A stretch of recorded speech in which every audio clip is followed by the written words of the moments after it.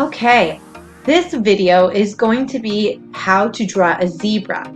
If a zebra is not your choice for your animal head today, then please close this video and open the video for the animal that you choose. Do not watch them all unless you want to draw them all for fun, because that will take you too long. So let's get started on our zebra. You will need a white paper or a light colored paper, and you can also cut open a paper bag or even use a paper plate. You should have a pencil with an eraser and then some sort of coloring materials. So you can use markers, you can use watercolors, crayons, colored pencils. And then for an optional material, you may, when it is time to add texture, you may choose to add textures with scissors and glue, or you may choose to do a texture rubbing. And we will talk about that in just a moment. So let's get started on our zebra drawing.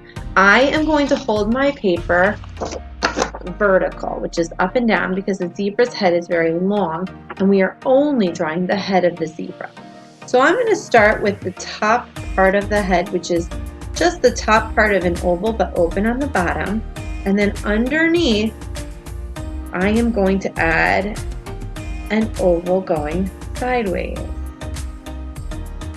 I'm going to give my zebra two eyes, and they can be however that you want. They don't have to be like this. Two eyes and two ears.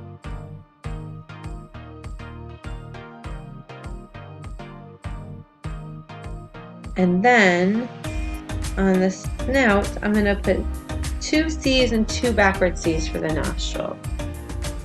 I'm going to give my zebra some cheeks, and I'm going to give him some spiky hair.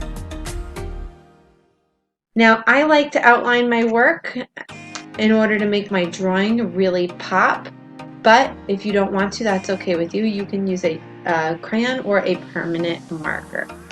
Oh wow, look at that guy. My lines are really showing up now.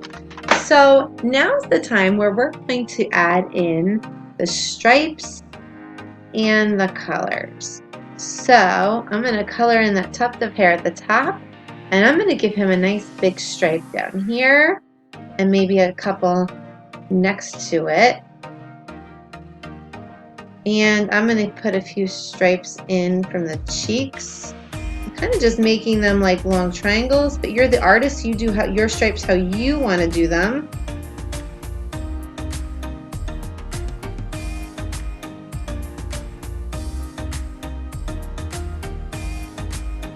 And then I'm actually going to color the inside of the ears with pink. Now the zebra, there's not a lot of coloring that goes along with the zebra. So in order to finish this up, what we're going to do is we're going to add in some texture. So using simple shapes to draw an animal is one part of the assignment, and then adding in texture is the other part of the assignment. So I can do several different things. Now I have some texture items here, and I can do a texture rubbing. I'm not going to create a background because I'm going to cut this out. So I have a couple texture items. Even this has some texture that I can use, which is kind of cool. I think I'm actually going to do that. And remember, a naked crayon works best for a texture rubbing. So I have a little naked crayon in the color that I want, and I'm going to use it on its side. And it's okay if I go out of the lines a little bit, because the last step is going to be to cut it out. And I'm going to do a little bit of a texture rubbing. Now you can do a texture rubbing, or if you wanted to, you could glue some texture onto this. So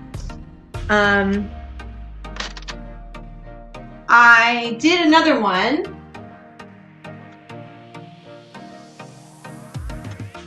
where I just glued some pieces of yarn. You could also use pieces of black paper to create a little bit of hair. So you can do it with the rubbing and you can get credit for texture, or you can add actual texture, and that would be great too. So the last step would be to cut this out, and then we're going to glue him right into our background. And look how wonderful he looks right there in that forest background that we created. So I'm looking for simple shapes, careful coloring, drawing, cutting, really careful cutting and gluing. And I'm looking for examples of either actual texture or implied texture, which would be like a texture rubbing. Take a picture and upload it and send it to me, or send it to me over email or on Google Classroom. I cannot wait to see our zebra friend.